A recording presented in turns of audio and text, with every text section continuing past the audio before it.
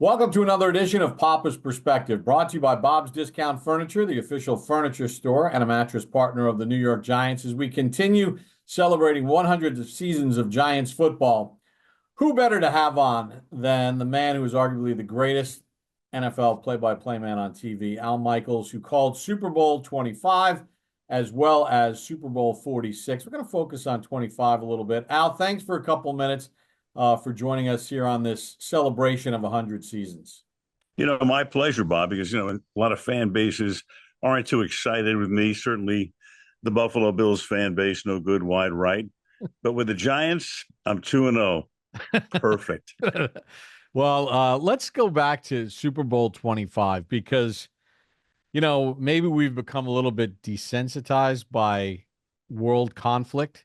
But, the United States was in a world conflict and just getting into that Tampa stadium and the security around the stadium, it was kind of a surreal experience and something that we weren't really accustomed to. Bob, first time I can remember driving up to a stadium and you had concrete barriers surrounding the stadium. So you had security of on a different level at that particular point. One of the things that we weren't able to do at ABC is fly a blimp or a helicopter above the stadium for the aerial shots. So what we had to do is, I think they found a hotel about a half mile away with a great lens and put it up on the roof and shot Tampa Stadium from that angle, and that was that. And then the night before the game, Dennis Swanson, who was the president of ABC Sports, called Dan Dierdorf and Frank Gifford, with whom I called the game, into a meeting with a local SWAT team. And they came into the meeting and told us what we should do if we were held hostage in the booth. Now, I'm sitting there and I'm thinking, really?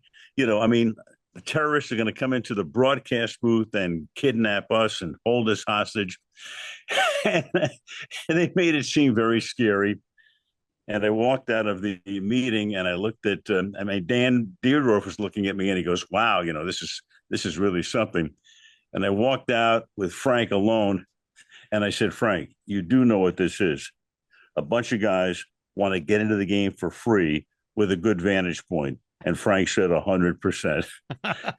So that's so many of my memories of that game, Bob, deal with, the things that took place around the game. And it was also, if you recall, it was a murky, cloudy day. I don't think the sun ever came out that day. And it kind of befit the mood of the country at that point, because we had invaded Iraq, trying to, free up Kuwait, whom Iraq had invaded. So we were only about 10 or 12 days into this war. CNN had blanket coverage, all of the networks. And here, in fact, our pregame show, our halftime show, in fact, we didn't cover the entertainment. We wound up going to Peter Jennings in New York for a 30-minute report or whatever length of time it was.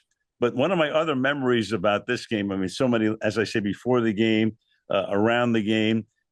So, of course, Phil Simms had gotten hurt late in the season. Jeff Hostetler had taken over as the quarterback, would lead the Giants to the promised land. And I'm down on the field about 2 hours before the game, just walking around, talking to some of the guys. And I'm talking to Simms. And Phil is standing there on the sideline. And then Parcells walked by. And Bill acknowledged me. How are you? Didn't acknowledge Simms at all.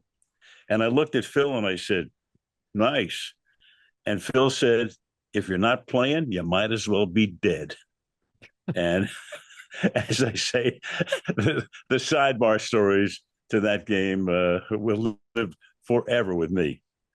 Al, because you were calling Monday Night Football during that stretch, obviously the Giants had a really strong football team, so you had a familiarity with Parcells and with this team.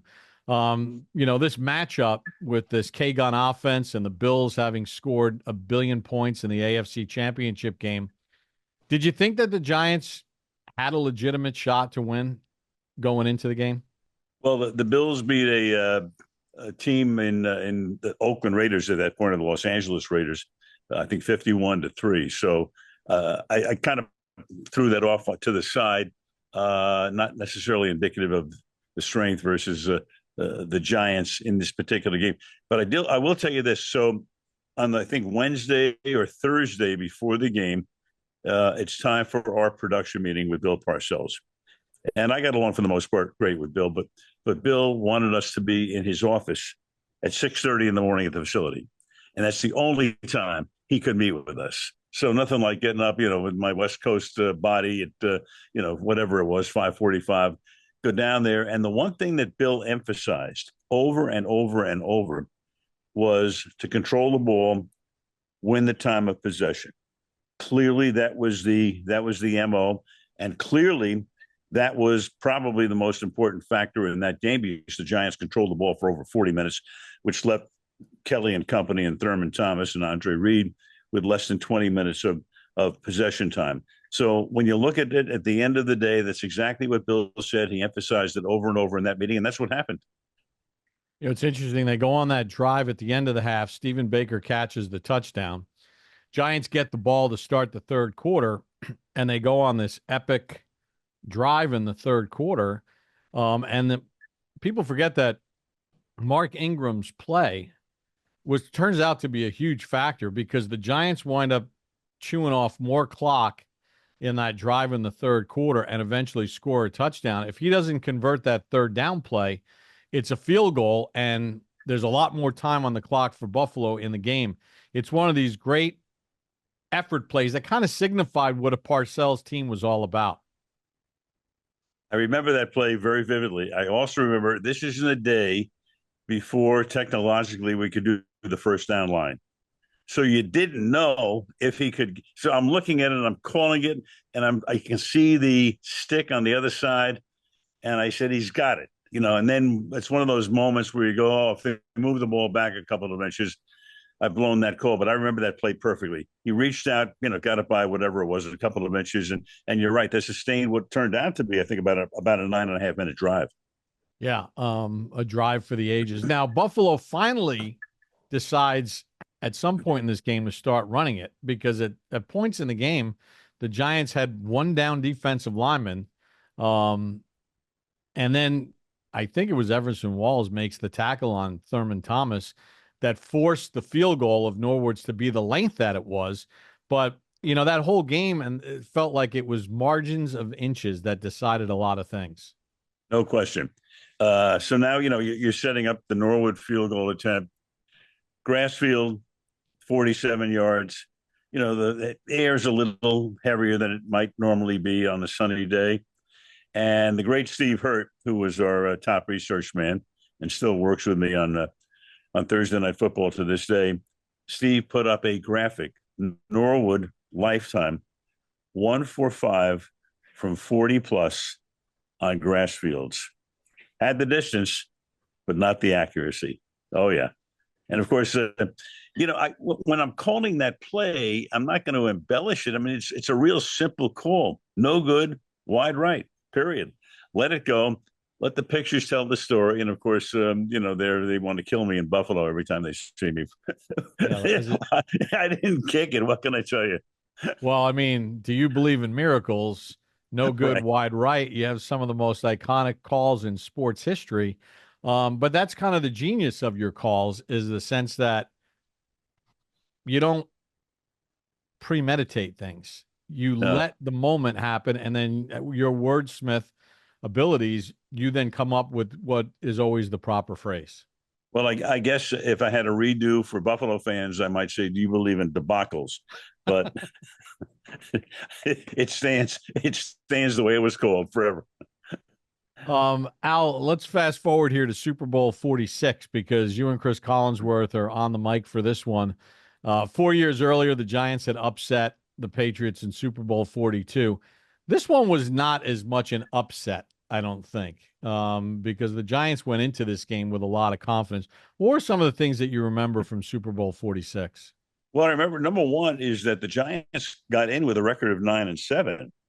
So there were only a couple of teams in the history of the Super Bowl to that point, one of them being Arizona 3 years prior, and they took Pittsburgh all the way to the end. I don't think, as I recall, New England wasn't that big of a favorite. And, of course, in the prior Super Bowl between those two teams, it was the perfect season. So New England was the far superior team, and of course, one of the great upsets of all time. This one figured to be a little closer. You thought maybe New England would win the game. And of course, what you remember about that game in Indianapolis, good place to hold a Super Bowl because it's kind of condensed, that city in New Orleans. You can walk around. And I thought what was really interesting, too, is that, it was Eli's game. Eli was the MVP, and he would do it in the house, in effect, that his brother built. Because, of course, with Peyton, all of those great years in Indianapolis, and that's pretty much how they got Lucas Oil Stadium built. I remember, obviously, the key play in the game would be the Mario Manningham catch down the sideline, and on that drive that would lead them to the go-ahead points. And then Ahmad Bradshaw, of course, who can forget? And they're just the Red Sea has parted.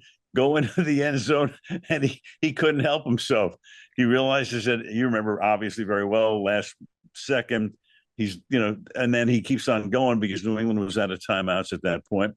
And then the game ends. I mean, it's one of those games that ended on the very last play where Brady throws, a 60-yard Hail Mary into the end zone, and all those bodies are there, and Gronkowski can't come down with it, and the Giants win the game again. So I remember being very happy for Tom Coughlin, who was always one of my favorite guys to deal with, such class and style. And I was very happy for him. And for New England, it was a case of I don't know whether it was overconfidence. I have no idea what it was necessarily in that particular game itself, but they didn't play their game. They didn't look like the Patriots had looked during the season, and the Giants did just whatever they had to do, at bare minimum almost, to win that game. And away they came with another Lombardi. Yeah, and I think they had gained confidence because during the regular season, they broke the Patriots' home winning streak in Foxborough. Manning threw a touchdown pass to Jake Ballard late. So it almost felt like that Giants team after 42 and then that regular season game in 11 almost felt like they kind of had New England's number as best as you could have a Brady Belichick team's number. For sure. And so ironic, of course, because you think of the history of Belichick, and of course we go back to that Super Bowl 25 win, and who helps design that defense that was able to, limit Buffalo to 19 points, and that was Bill Belichick. And of course, Bill was on that staff, and Coughlin was on that staff back in 25. They both went on to hugely successful coaching careers. So it's kind of funny. You look at you're doing the history of the Giants and the juxtaposition. As a kid growing up in Brooklyn, my introduction to the National Football League was my father taking me to Yankee Stadium to watch the Giants. So I was a big Giants fan, and I actually saw Frank Gifford play, and then I wound up working with Frank for 12 years on Monday Night Football. So I have come full circle with the NYG. What a perfect way to end it. I was going to ask you about your youth and the being in New York when there was the New York Football Giants and the only football team in New York, but that's a perfect way to end it. You and the Hall of Famer Frank Gifford working together after seeing him play as a kid. Really nice career, full circle. Oh, for sure. No question about it. And growing up in Brooklyn, believe it or not, my neighbor, we had an apartment building on Ocean Avenue that we lived in, and 2 doors down, Sid Luckman was living there. And Sid, of course, was the iconic Chicago Bears quarterback. He had just retired. And we used to play punch ball out on the street. And one day, we were so excited to see Sid Luckman. Oh, Mr. Luckman, do you want to play with us? And he actually played with us for a couple of minutes, hit the ball like 2 sewers in those punch ball days. And, just to make the thread between Frank and Sid were great, great friends. And then when I was doing Monday Night Football in Chicago, like in the late 90s, get to town, and Frank says, "What are you doing for dinner?" I said, "Nothing." He said, "Come with me. We're going over to Gibson's across the street, partially owned by Sid Luckman." And then Sid sat down. So, to go back and have all of these connections, it's exciting. It's great to think about it. You don't want to get into out the cocker land, that, but it's great. It's great fun to think about some of the things that took place in the past. That's awesome. Al, we appreciate a couple minutes.